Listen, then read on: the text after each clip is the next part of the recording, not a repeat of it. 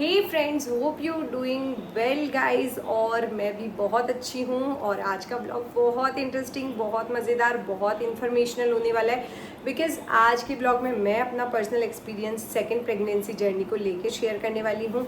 New moms या फिर pregnant हैं या फिर जो ट्राई कर रही हैं कंसीव करने के लिए, उनके लिए भी बहुत अच्छी अच्छी टिप्स मैं इस ब्लॉग में आप लोगों के साथ शेयर करूँगी। किन चीज़ों का ध्यान रखना चाहिए, क्या गलतियाँ मैंने की, आप मत करना, और क्या क्या बातों का ध्यान रखते हुए हमें प्रेगनेंसी कंटिन्यू करनी चाहिए। तो मैं ये सारी चीज़ें आप लोगों को आज बताऊंगी और बहुत अच्छा, बहुत अच्छा सा व्लॉग होने वाला है और बहुत मज़ा भी आएगा आप लोगों को। बिकॉज जब हम किसी की स्टोरी सुनते हैं हम खुद भी इंस्पायर होते हैं, हमें भी नॉलेज मिलता है। और जब हम नॉलेज हमारे पास होता है तो हम उस चीज़ की जो गलती कर रहे होते हैं उससे बच जाते हैं। तो चलो अब मैं स्टार्ट करती हूँ। सबसे पहले मुझे ये बता दो मैं कैसी लग रही हूँ, मेरी साड़ी कैसी लग रही है, मेरी ज्वेलरी, बिकॉज मैं अभी शूट करके आई हूँ। और मैंने सोचा चलो कुछ आप लोगों के लिए भी इंफॉर्मेशनल बना दिया जाए जो कि आप लोगों के काम में भी आए। तो सबसे पहले कि मुझे कैसे पता चला, तो ऐसा है कि मेरे को जब सेकंड मिसकैरेज हो गया था तो 1-1.5 महीने बाद में मैंने चेक किया तो पॉजिटिव शो हो रहा था। और मैंने डॉक्टर को बोला कि भाई क्या प्रॉब्लम हो गई, क्या हुआ, किस वजह से ऐसा हो रहा है। तो वापस से सोनोग्राफी करवाई और पता चला ऐसा कुछ नहीं है, वो हार्मोनल इम्बैलेंस की वजह से पॉजिटिव शो होता है। पर दिमाग में वो टेंशन घुस गई कि यार पॉजिटिव आ गया तो पॉजिटिव आ गया, तो अभी तो मिसकैरेज हुआ है, पॉजिटिव आ गया तो बहुत सारी चीज़ें। तो ऐसे करके काफ़ी टाइम निकला और फिर भी मन में हमेशा डर बना रहता था। तब मैं बहुत ज़्यादा बीमार हो गई थी एकदम से। और बीमार हुई तो ऐसी हुई कि मैं आपको क्या बताऊँ, ना तो मैं उठ सकती थी, खड़ी हो सकती थी। सिर्फ एक दिन के लिए बहुत तेज़ बीमार हुई थी। मैंने आगे से भरत जी को बोला था मुझे हॉस्पिटल लेके जाओ, मुझे इंजेक्शन लगवा दो, मुझसे बिल्कुल सहन नहीं हो रहा। मैं गई, मैंने इंजेक्शन भी लगवा दिया, पैसीमोल जो पैरासीटामोल इंजेक्शन होता है, हैवी डोज वाला वो, क्योंकि मुझे बहुत तेज़ फीवर था। पर मेरे दिमाग में ख्याल आया कि यार मुझे अक्सर पॉजिटिव आ रहा है, मुझे चेक करके फिर टैबलेट लेनी चाहिए थी, कहीं कुछ दिक्कत हो गई तो। या जो भी है आपका, जो भी डिसीजन है वो अलग चीज़ है, पर एक बार आपको चेक करना चाहिए। तो मैंने हैंड टू हैंड वहीं से किट खरीदे और घर पे आते ही चेक किया और वो पॉजिटिव आ गया। अब पॉजिटिव तो आ गया और मेरे ऑलरेडी टाइम बच रहा था। मतलब मैंने जब रुद्र के टाइम पे भी चेक किया था, मेरी डेट से 2-3 दिन पहले मैंने चेक किया था और पॉजिटिव आया था। और सेम सिचुएशन इस टाइम पे भी थी और सेकेंड प्रेगनेंसी में भी ऐसे ही था। डेट से पहले हम लोग चेक कर लेते थे और पॉजिटिव हमें आ जाता था। तो अब जब भरत जी से साथ ये बात शेयर की तो उन्होंने बोला कि नहीं तो प्रेग्नेंट नहीं है, ऐसा नहीं हो सकता, वो हार्मोनल इम्बैलेंस की वजह से हो रहा होगा। तो मैंने कहा ठीक है। फिर मैंने मेरे डॉक्टर से भी बात की तो डॉक्टर ने बोला कि देखो देखते हैं, अभी तो कुछ कंफर्म तो नहीं हो सकता। तो थोड़ा टाइम निकला और कंफर्म हुआ कि भाई प्रेगनेंसी है। और थोड़ा टाइम क्या, मतलब 8-10 दिन नहीं निकले होंगे और स्पॉटिंग स्टार्ट हुई तो मुझे लगा कि ठीक है प्रेगनेंसी नहीं थी। बट जब हम सोनोग्राफी के लिए, अर्जेंटली मुझे सोनोग्राफी के लिए जाना पड़ा कि अगर प्रेगनेंसी हुई तो क्या प्रॉब्लम हो सकती है। बिकॉज एक्टॉपिक प्रेगनेंसी भी होती है जिसमें ट्यूब में बच्चा बड़ा होता है, जो कि आपकी जान के लिए बहुत खतरनाक है। अब डायरेक्टली कभी भी मैं आप लोगों को सजेस्ट करूँगी, अगर आपको पॉजिटिव आता है, आपको बेबी चाहिए नहीं चाहिए वो अलग चीज़ है, बट डॉक्टर के पास जाओ, खुद से मेडिसिन मत खाना, ये बहुत रिस्की हो जाते हैं, आपकी जान को खतरा हो सकता है। क्योंकि क्या होता है, बहुत सारे टैबलेट्स खा लेते हैं जो MPPT किट आता है वो, और उनके वापस से साइकिल भी कंटिन्यू हो जाता है। बट कभी कभी क्या होता है कि बेबी पूरी तरह से नहीं निकल पाता, तो आपको नॉन स्टॉप ब्लीडिंग रहती है 3-4 महीने, 5 महीने, और लास्ट में क्या होता है हीमोग्लोबिन कम हो जाता है और आपको हेल्थ इश्यूज बहुत फेस करने पड़ते हैं। तो ये गलती आप कभी मत करना। आपको बेबी कंटिन्यू करना है, डॉक्टर के पास विजिट करो। नहीं भी करना तो भी वो सोनोग्राफी करके फिर आपको MPP टिकट देंगे, जिससे आपको ये तो कंफर्म रहेगा कि आपका जो बच्चा है, जो प्रेगनेंसी है, वो ट्यूब में बड़ी नहीं हो रही।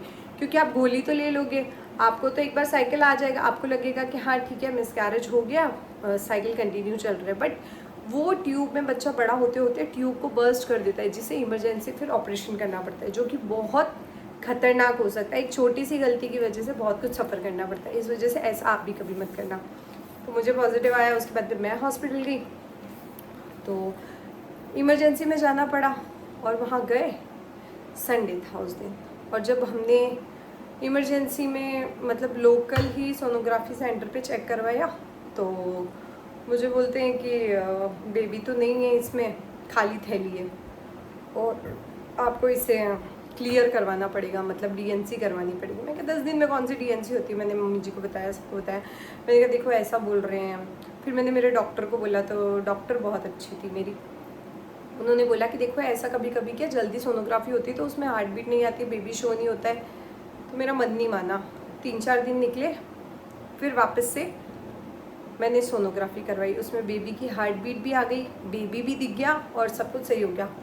बट गलती यहाँ पे मेरी नहीं थी। गलती क्या हुआ कि सोनोग्राफी करने वाले ने जो ऊपर से सोनोग्राफी की थी, जो अल्ट्रासाउंड होती है, और उसके बाद में मैंने ट्रांसवजिनल सोनोग्राफी करवाई थी, टीवीएस जिसे बोलते हैं, फर्स्ट सोनोग्राफी। जिनका बेबी नहीं दिख पाते उसके लिए होता है टीवीएस सोनोग्राफी, कि हाँ वहाँ से आपको क्लियर पता चल जाएगा कि बेबी की हार्ट बीट आई है कि नहीं आई है। बिकॉज जल्दी पेट से एकदम से चेक करना नहीं प्रॉपर इंफॉर्मेशन दे पाते, कन्फर्मेशन दे पाते हैं। वो रिपोर्ट मैंने अभी तक संभाल के रखी है स्टिल के हाँ ऐसा आया था, ऐसा हुआ था। और स्पॉटिंग जब हुई तो मैंने डॉक्टर को बोला मेरे साथ ऐसा क्यों हो रहा है, तो उन्होंने बोला आप थोड़ा सा रेस्ट करो, ठीक है। तब तो सिर्फ 5-6 दिन का रेस्ट बोला था। मैंने कहा ठीक है चलो कोई नहीं, और 5-6 दिन भी नहीं निकले, मुझे इतनी वॉमिटिंग जैसा लगता था, अगरबत्ती जलती तो बदबू आती थी, और मैं कुछ खाती थी तो मुझे बहुत स्मेल आती थी, मुझे लहसुन से, परफ्यूम से, पाउडर से, और बहुत अजीब अजीब चीज़ों से मुझे प्रॉब्लम हो गई थी, मतलब बहुत ज़्यादा। मैं बिना उल्टी की गोली लिए पूरा दिन नहीं निकाल सकती थी। मुझे बस खाना खाया और ऐसा लगता कि अब वॉमिटिंग होगी, चाहे वो घी हो गया, रोटी हो गई, सब्जी हो गई, मेरे फेवरेट पिज़्ज़ा बर्गर भी छूट गए थे मुझसे, तो सब कुछ छूट गया था, मुझे कुछ भी नहीं भाता था। 3 महीने 4 महीने तो ऐसे ही निकले, जिसमें रुद्रा को भी हैंडल आउट करना था, काफ़ी सारी चीज़ें, चैलेंजेस फेस करे थे।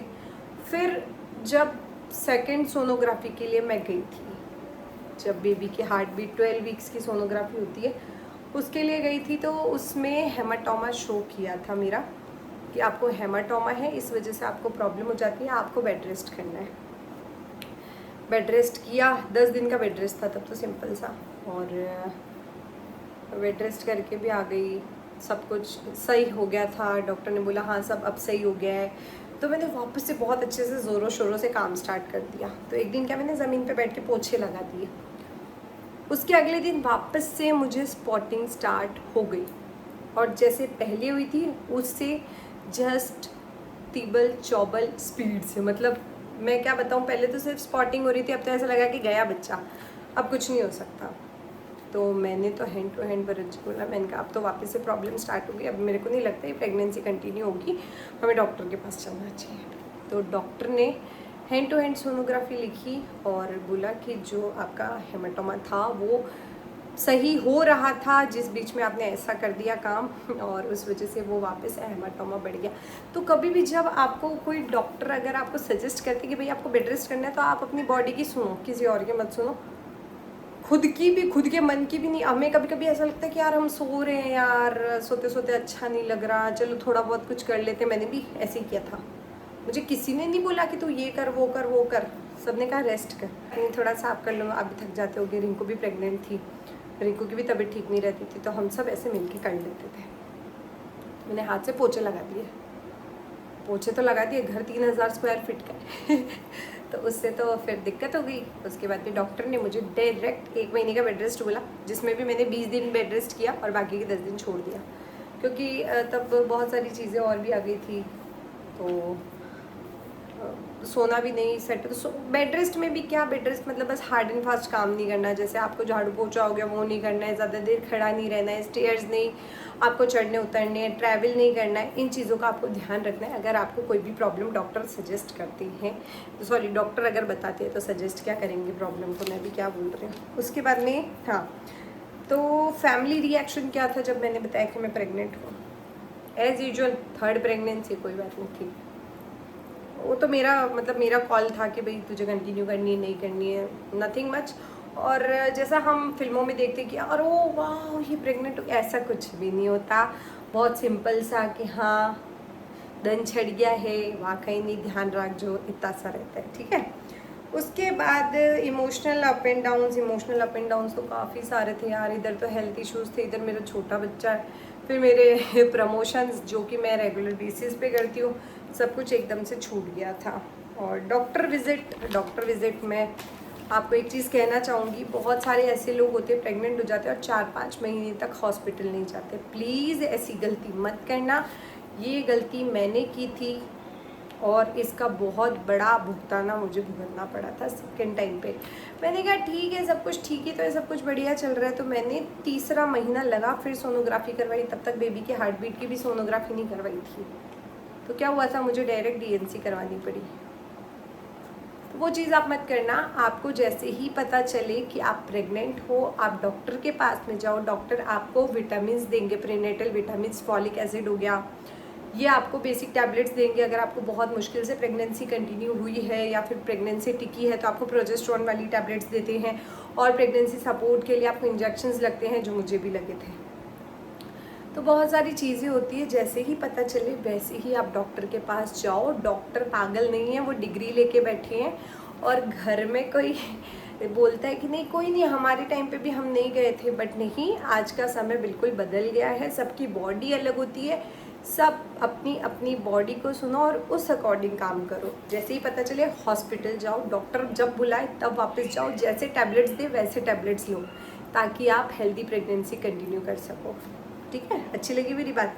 अच्छा, अब उसके बाद में बेबी के एक्सपीरियंस। तो फर्स्ट टाइम पे मुझे 6th मंथ लगा या 5th मंथ एंड हुआ था। 20 वीक्स के बाद में मुझे बेबी केक्स फील होने लगे थे, बेबी मोमेंट्स। और इस टाइम पे मुझे सेकेंड प्रेगनेंसी है तो जल्दी फील होने लग गए थे, मतलब 17-18 वीक्स से मुझे बेबी केक्स फील होने लग गए थे।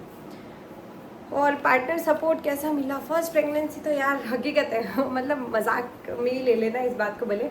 फर्स्ट में मुझे दूध ला के दिया जाता था, मुझे एप्पल काट के ला के दी जाती थी, मेरे लिए नारियल ला के दिए जाते थे, मतलब रानियों वाली फीलिंग ऐसा सबके साथ होता है। सेकंड प्रेगनेंसी भाई हम खुद ही, हमारा एक बच्चा है, उसे खिलाएंगे पिलाएंगे, उसको दूध पिलाएंगे तो खुद ही पी लेंगे। तो सेकंड प्रेगनेंसी में इतना ध्यान नहीं रख पाते हैं, कोई भी नहीं रख पाता है, क्योंकि ऑलरेडी आपका एक छोटा बच्चा होता है, सारा अटेंशन वो लेके घूम रहा होता है। और मेरा वाला तो तगड़ी अटेंशन लेके घूमता है। तो पार्टनर सपोर्ट तो मेरा, वो रुद्र को वो संभालते, वो बहुत बड़ा सपोर्ट है, क्योंकि रुद्र मेरा इतना खतरनाक है ना कि वो जब तक नहीं सोता ना तब तक उसके हाथ पैर हिलते हुए नहीं रुकते। अब tips for pregnant women, pregnancy तो चलो, जो भी प्रेग्नेंट हैं उनको मैं कह दूं, अच्छी डाइट फॉलो करो, सुबह उठो, दूध पियो, थोड़ा नाश्ता करो। जिसे उल्टी वगैरह की प्रॉब्लम है, टैबलेट्स लो, टैबलेट्स लेने से आपको कोई नुकसान नहीं होगा, डॉक्टर के सजेस्टेड टैबलेट्स आप ले सकते हो। ठीक है। दूसरा, आप दाल, दूध, दही, जो भी सीजनल फ्रूट्स है वो खाओ। सिर्फ पाइनएप्पल, पपाया और ये दोनों फ्रूट्स मेन जो दिक्कत करते हैं, उनको छोड़ के आप सीजनल फ्रूट्स खा सकते हो, कोई नुकसान नहीं होता, कुछ गर्मी नहीं करती है, कहीं कुछ नहीं चिपकता है। दही खाओगे बहुत अच्छा रहेगा, प्रोटीन्स मिलते हैं। दूध पियोगे, पनीर खाओगे, बहुत सारी चीज़ें आपको हेल्दी रखेगी। जंक फूड्स और ज़्यादा मीठा मत खाना। मैं तो बहुत खाती थी, पर 3-4 महीने वैसे छूट गया था। अब थोड़ा बहुत मीठा तो मैं भाई नहीं खाए, बिना खाए नहीं रह सकती, फिर भी मैं बहुत अभी लिमिट में खाती हूँ। कुछ नहीं होगा था ना, मैं घी शक्कर मिला के रोटी खा लेती हूँ, इतना शौक है मुझे मीठे का। जंक फूड्स कभी कभी आप खा सकते हो, मंथली एक आधी बार, ठीक है। और जिसे भी फॉलिक एसिड आप लो, फर्स्ट ट्राइमेस्टर चल रहा है आपका तो डॉक्टर के पास में जाके, उसके बाद में आयरन कैल्शियम लेना स्टार्ट करो। अगर आपका सेकंड ट्राइमेस्टर स्टार्ट हो गया, आपको डॉक्टर ने बोला है वैसे आप आयरन कैल्शियम कैसे लेते हैं मैं आपको बता देती हूँ, बहुत सारे लोग कंफ्यूज हो जाते हैं। तो आयरन की गोली आपके जो बेबी ग्रोथ में काम आती है, आपके ब्लड ये हीमोग्लोबिन को हेल्प करती है, हीमोग्लोबिन बढ़ाने में या फिर उसको मेंटेन करने में। ज़्यादा मुझे नहीं पता, बट जितना पता उतना मैं आपको बता रही हूँ। तो कैल्शियम की गोली आप लोग सुबह लोगे तो ज़्यादा बेनिफिशियल होगी, और रात को सोते टाइम आप फॉलिक एसिड लोगे खाना खाने के 2-3 घंटे बाद, तो बहुत फ़ायदा करेगी। नींबू पानी के साथ ले सकते हो, पानी के साथ ले सकते हो, दूध के साथ आयरन की गोली मत लेना, दूध सुबह पी लेना और खाना खाने के बाद कैल्शियम की गोली लेके थोड़ी देर 1-2 घंटे सो जाना। फिर रात को खाना खा के 1-2 घंटे बाद आयरन की गोली सोते टाइम लेना। बहुत ज़्यादा आपको अच्छा सा मतलब आपके लिए बहुत फ़ायदा करेगी, मतलब आपके गुण करेगी वो चीज़। उसके बाद में हमेशा सो तो अपने लेफ़्ट करवट पे सो, जिससे आपके बेबी को ब्लड सप्लाई बहुत अच्छी मिलेगी और आपको भी थोड़ा कंफर्टेबल फील होगा। हार्ट बैंड की जिन्हें प्रॉब्लम होती है, मुझे बहुत ज़्यादा प्रॉब्लम थी, 2-3 महीने तक मैं बहुत परेशान रही थी, तो उनके लिए बहुत हेल्पफुल रहेगा। थोड़ा रेस्ट करो, अपनी बॉडी की सुनो, किसी और की मत सुनो। आपको लग रहा है कि आप थक गए, आपको कमर दर्द हो रही है, आपको पैर दर्द हो रहे हैं, पेट में दुख रहा है, थोड़ा बहुत दुख रहा है और 1-2 घंटे में ठीक हो गया तो बेटर है। बट अगर आपको सीवियर हेडेक है, आपको स्पॉटिंग होने लग गई, आपको ब्लीडिंग होने लग गई, चाहे वो कोई सा भी मंथ हो, आपको एकदम से चक्कर आ रहे हैं, आपको बहुत लो फील हो रहा है, आपको बहुत ऐसा लेज़ी फील हो रहा है, या आपको कुछ अच्छा नहीं लग रहा है, हैंड टू हैंड अपने डॉक्टर से कंसल्ट करो, अपने डॉक्टर के पास जाओ, वो सबसे अच्छी बात होगी। और सबसे बड़ी बात, एंजॉय करो, डांस करो, खाओ पियो मस्त। और पर डांस एकदम से ऐसे धां धूम मत कर लेना, आराम से अच्छे से डांस करना। मैं भी बहुत धीरे धीरे से डांस करती हूँ, मेरे पेट का पानी भी नहीं हिलता, सिर्फ वो कैमरा हिलता है। Zoom out zoom in, zoom out zoom in. तो एक्टिव भी रहना चाहिए, बट अगर आपकी बॉडी आपको कह रही है कि नहीं मैं एक्टिव नहीं रह पाऊँगा, तो मत रहो।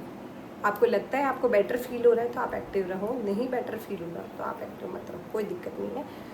तो कुछ ये टिप्स थे जो प्रेग्नेंट हैं और जो कंसीव करने के लिए ट्राई कर रहे हैं। आपको पीसीओडी से, आपको थायराइड है, आपको कोई प्रॉब्लम है, प्लीज़ आप डॉक्टर के पास विज़िट करो, घरेलू नुस्खे भी लो, बट डॉक्टर को दिखाओ, टाइमली डॉक्टर को दिखाओ। 6 महीने एक ही डॉक्टर का ट्रीटमेंट चलने दो, ताकि वो आपकी बॉडी को समझ सके, आपका ट्रीटमेंट अच्छे से कर सके। 1 महीने आप एक डॉक्टर के गए, दूसरे महीने दूसरे डॉक्टर के गए, फिर आप बोलते हो मेरे को ट्रीटमेंट नहीं लग रहा, ऐसा नहीं था। 6 महीने एक डॉक्टर के पास कंटिन्यूटी के साथ में जाओ तो शायद आपको कोई रिजल्ट मिलेगा।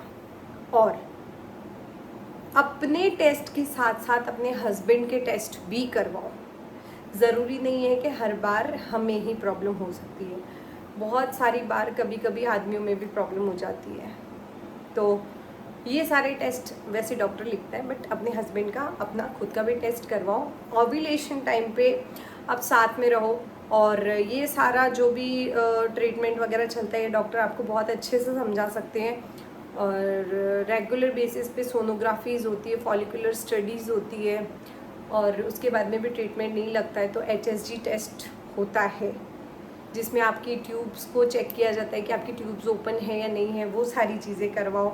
स्टिल आपको कोई रिज़ल्ट नहीं मिलते हैं तो आप बड़े डॉक्टर के पास में जाओ, अच्छे डॉक्टर के पास में। मैं गई थी अहमदाबाद रेशम बाई हॉस्पिटल में, जहाँ डॉक्टर थे हसमुख अग्रवाल। आप भी जाना चाहते हो तो अहमदाबाद में शाही बाग है, उसमें वहीं पे पास में आप सर्च करोगे तो आपको वो हॉस्पिटल मिल जाएगा। और सेकेंड प्रेगनेंसी मुझे नेचुरली कंसीव हो गई, कोई प्रॉब्लम नहीं, कोई टैबलेट नहीं, कुछ नहीं। तो डॉक्टर के पास में जाना मत भूलना अगर आप कंसीव करने के लिए ट्राई कर रहे हो और जस्ट सिर्फ सोचा है। तो जो भी आपका साइकिल है, चाहे 30 डेज़ का हो, चाहे 28 डेज़ का हो, चाहे 32 डेज़ का हो, उसका जस्ट हाफ करो, और जो हाफ डेज़ आते हैं उसको आप काउंट कर लो। जैसे 28 डेज़ का साइकिल है, 14 डेज़ हुए तो 12, 13, 14, 15, 16 ये दिन आपके मेन ओव्यूलेशन डेज होते हैं। इसमें अगर आप ट्राई करते हो तो आपको कंसीव होने के चांसेस होते हैं। तो ये था जो ट्राई करने के लिए सोच रहे हैं। दूसरा मैंने प्रेगनेंसी के लिए बताया। और न्यू मॉम्स के लिए मस्त रेस्ट करो, एंजॉय करो, आराम से दुनिया को छोड़ दो अभी अपने बच्चे का, और अपना ध्यान रखो। तो ब्लॉग बहुत लंबा हो गया, मैं यहीं एंड करती हूँ। दूसरे ब्लॉग में आऊँगी बहुत अच्छी इन्फॉर्मेशन की। तब तक के लिए बाय बाय।